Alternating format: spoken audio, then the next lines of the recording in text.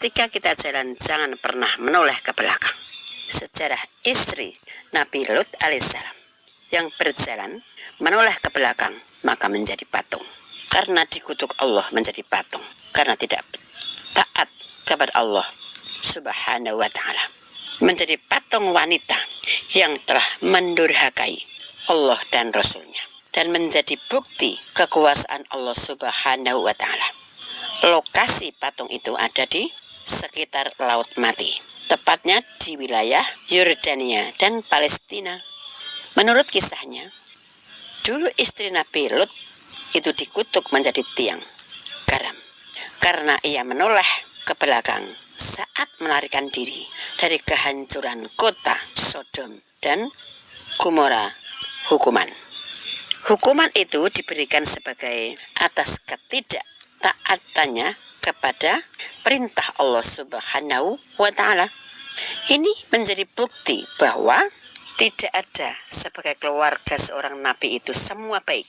Apabila di antara mereka ada yang ingkar dan durhaka kepada Allah dan Rasulnya, maka ia akan mendapatkan balasan atas kedurhakaan itu. Dikisahkan dulu di sebuah negeri yang dipenuhi dengan kehijauan dan air, itu berdirilah kota-kota yang makmur yang bernama Sodom dan Gomora. Tetapi kemakmuran itu tidak diiringi dengan ketakwaan kepada Allah subhanahu wa ta'ala. Duduknya terbuai dalam dosa dan selalu maksiat, tidak mengenal batas dan melupakan Tuhannya. Di antara mereka hiduplah seorang nabi yang soleh, yaitu Nabi Lut alaihissalam. Dengan sabar beliau senantiasa menyeru kaumnya untuk kembali ke jalan Allah subhanahu wa ta'ala. Tetapi hanya sedikit orang yang mendengarkan. Sayangnya istri Nabi Lut itu hatinya telah terikat kepada keburukan kaum Sodom sampai menolak ajaran suaminya. Pada suatu malam yang gelap pernah ada tamu yang datang ke rumah Nabi Lut. Mereka adalah pemuda tampan yang sebenarnya adalah malaikat yang diutus oleh Allah subhanahu wa ta'ala.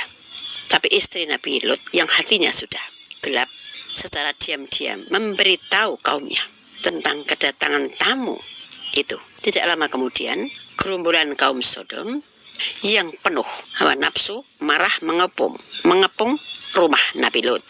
Dan mereka menuntut agar tamu-tamu diserahkan kepada mereka. Nabi Lut terus meminta kepada mereka, terus menawarkan apapun yang dia mau, asalkan mereka tidak menodai kehormatan para tamu itu. Tapi permohonan itu menjadi sia-sia. Melihat kekejian kaum Sodom, para malaikat terus menampakkan wujud aslinya. Dengan satu gerakan mereka membutakan mata gerombolan kaum Nabi Lut yang marah. Terus mereka memberitahu Nabi Lut, pergilah dari kota ini bersama keluargamu sebelum fajar, karena azab akan turun menimpa kaum yang durhaka. Dan malaikat itu juga memberi satu isyarat, yaitu jangan sekali-kali menoleh ke belakang saat berjalan atau saat melarikan diri. Terus di tengah malam yang sunyi, di tengah malam yang sunyi, Nabi Lut bersama putri-putrinya melangkah pergi dari kota Sodom. Tapi istri Nabi Lut masih ragu. Hatinya terbagi antara kesetiaan kepada suaminya dan kecintaannya kepada kehidupan lama yang penuh dosa di kota Sodom yang akan hancur. Ia berjalan di belakang mereka dengan langkah yang berat, terus berpikir tentang segala yang akan ia tinggalkan. Saat azab turun, langit menjadi pecah, hujan batu belirang, dan api membinasakan seluruh kota Sodom. Itulah kenapa saya melarang kalau berjalan, ketika berjalan jangan menoleh ke belakang. Boleh sekali dua kali, tapi jangan sering-sering. Apabila itu aman. Bersolatlah pada tepat waktunya, jangan sewaktu-waktu, dan berdoalah agar istrimu, anakmu menjadi soleh dan solihah. Jangan seperti Nabi Lut yang punya istri durhaka. Jadi istri Nabi Lut menjadi patung perempuan. Doanya ada di surat Ibrahim ayat 40. Rabbi ja'alni muqima sholati wa min dzurriyyati Rabbana wa taqabbal du'a. Agar keturunanmu, keluargamu, anak istrimu menjadi anak yang taat kepada perintah Allah dan Rasulnya, menjadi ahli sholat, ahli ibadah, ahli sedekah. Kalau sedekah sebaiknya semua baik, tetapi jangan sampai tinggalkan sedekah pada malam Jumat, pagi Jumat, siang Jumat, sampai Jumatan. Itu merupakan satu-satunya hari yang diabadikan di dalam Al-Quran.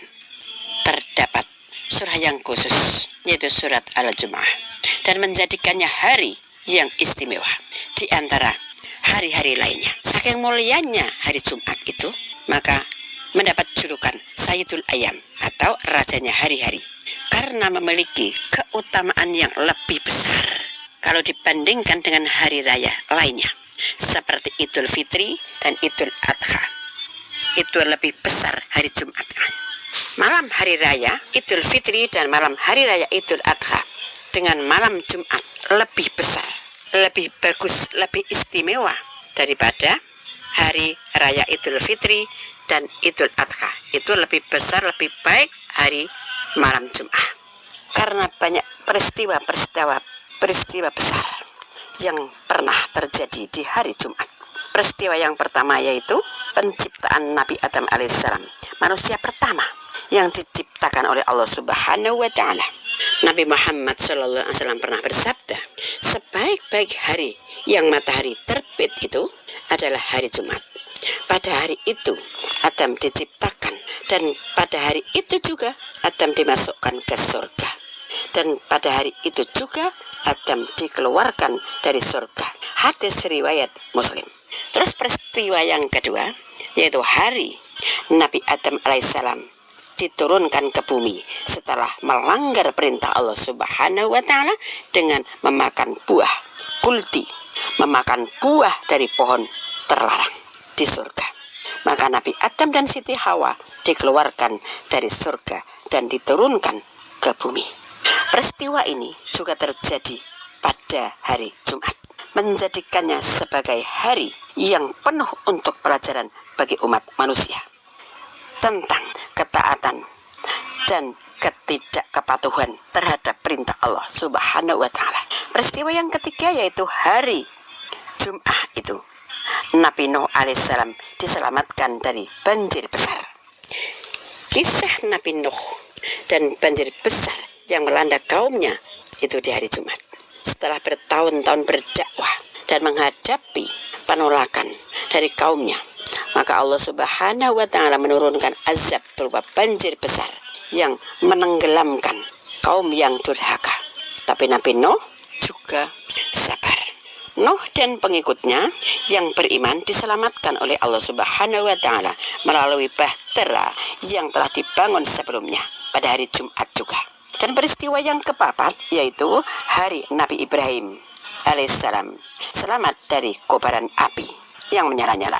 Salah satu kisah paling bersejarah Nabi Ibrahim alaihissalam adalah saat ia dilemparkan ke dalam api oleh Raja Namrud karena menolak menyembah berhala. Tapi Allah Subhanahu wa Ta'ala menyelamatkannya dengan menjadikan api itu dingin dan aman bagi Nabi Ibrahim alaihissalam. Itu juga pada hari Jumat. Subhanallah, Allahu Akbar. Selain itu juga hari di mana Nabi Musa membelah lautan, itu juga hari Jumat. Dan hari Nabi Yusuf bertemu kembali dengan ayahnya Yakub, itu juga hari Jumat. Dan hari Nabi Sulaiman menerima kerajaan yang sangat bagus, luar biasa, itu juga hari Jumat. Dan hari Nabi Muhammad SAW menerima wahyu yang pertama kali, itu hari Jumat. Dan kelak kiamat itu terjadi pada hari Jumat juga. Hari Jumat memiliki sejarah yang cukup panjang. Pada zaman jahiliyah dulu, hari Jumat disebut dengan Yaumal Arubah. Ka'ab bin Luwai menjadi orang yang pertama menyebutnya dengan hari Jumat. Ka'ab bin Luwai adalah salah satu keturunan Bani Quraisy dan merupakan salah satu kakek dari Rasulullah Shallallahu Alaihi Wasallam. Maka bersedekahlah di malam Jumat, di hari Jumat itu Allah akan melipat gandakan pahalanya dan diberikan rezeki banyak dan barokah selamat dunia dan akhirat, lunas hutangnya itu di hari Jumat kebaikan. Sampai engkau menjadi teman iblis. Ketika iblis itu tunduk di hadapan Rasulullah SAW, suatu malam Rasulullah sedang duduk bersama sahabat itu di rumah salah satu sahabatnya bersama Abu Hurairah. Tiba-tiba terdengar suara ketukan pintu. Rasulullah berkata, "Wahai Abu Hurairah, bukalah pintu itu." Abu Hurairah bangkit dari duduk, membuka pintu. Tapi ia terkejut. Di hadapannya berdiri seseorang lelaki tua, tinggi besar, berambut kusut, matanya merah menyala seperti api, dan tangannya membawa tongkat. Abu Hurairah bertanya dengan suara gemetar, "Siapa engkau?" Orang itu menjawab, "Aku datang mau menemui Muhammad." Rasulullah berkata, "Masuklah, wahai musuh Allah." Ketika ia masuk, wajahnya berubah. Aslinya bukan lelaki tua, tapi asli iblis. Penuh kebencian, tapi tunjuk di hadapan Rasulullah Sallallahu Alaihi Wasallam. Rasulullah bertanya, "Wahai iblis, apa maksudmu datang menemuiku?" Iblis menjawab, "Wahai Muhammad, aku datang bukan karena kehendakku sendiri. Allah memerintahkanku untuk datang menjawab semua pertanyaanmu dengan jujur." Rasulullah menatapnya dan bertanya, "Wahai iblis, siapa musuh terbesarmu di antara umatku?" Iblis menjawab, "Orang yang berzikir, yang membaca Al-Quran, yang sholat hanya karena Allah Subhanahu wa Ta'ala dengan hati yang ikhlas." Wahai Muhammad, setiap kali ia menyebut Allah, tubuhku terbakar dan aku lari sejauh mungkin. Rasulullah bertanya lagi, "Lalu siapa temanmu di antara umatku?" Iblis menjawab, "Orang yang pelit, pemarah, dan suka menunda-nunda sholat. Mereka adalah temanku." Rasulullah melanjutkan pertanyaannya, "Siapa orang yang paling kau benci?" Iblis menjawab dengan wajah marah, "Aku sangat benci kepada orang yang bertakwa, rendah hati, suka baca Quran, suka sedekah, mesem guyu, tidak pernah marah, yang suka beristighfar di waktu siang dan malam, dan menangis kepada takut kepada Allah Subhanahu wa Ta'ala." Rasulullah kemudian bertanya lagi, "Mengapa kali ini engkau berkata jujur, wahai iblis, padahal engkau adalah makhluk yang penuh dusta?" Iblis jinglo, terus menjawab, "Wahai Muhammad, aku berkata jujur karena Allah memerintahkanku untuk menjawabmu dengan benar dan jujur. Jika aku berdusta di hadapanmu, maka seketika itu aku juga akan dibakar oleh api yang enggak pernah padam." Rasulullah tersenyum, terus bersabda, "Ketahuilah wahai umatku, bahwa musuh kalian sangat mengerikan dan sangat mengenal kelemahan kalian. Maka jangan pernah tinggalkan sholat dan jangan pernah kalian lalai dari zikir dan istighfar." Sholat, istighfar, zikir, baca Al-Quran, itu zikir. Setelah itu Rasulullah membaca ayat, "Sesungguhnya setan itu adalah musuh bagimu, maka jadikanlah ia musuhmu." Ayat Fatir ayat 6. Surat Fatir ayat 6. Terus iblis pergi sambil berkata lirih, "Celakalah aku. Jika semua umatmu tahu rahasia ini, aku akan kehilangan banyak pengikut." Jangan lupa, sholatlah tepat pada waktunya. Sholat iman eneng kene kok, besok di surga sudah gak sholat lagi. Di surga itu tidak setahun, 2 tahun, tapi abadi selamanya, nak. Terus di surga itu kita tidak akan bertambah tua. Terus bagus, ganteng, ayu, selalu kuat, menarik. Terus di surga itu besok tidak akan pernah sakit, atau kesel, nggak pernah. Itu semua sudah Allah hilangkan. Terus di surga itu kita tidak akan pernah ngantuk atau tertidur, tidak pernah, karena nikmatnya terus menerus tiada hentinya. Terus di surga itu besok kita tidak akan sholat dan puasa, sedekah ya wis ora, karena semua ibadah telah diganti kenikmatan melihat surga dan melihat Allah. Dan di surga kita akan melihat Allah dengan jelas. Dan di surga kita akan selamanya bahagia, tidak akan menangis, tidak akan susah, tanpa sedih, tanpa duka. Terus di surga kita akan mendapatkan segala keinginan kita, cita-cita kita, secepat kita memikirkannya.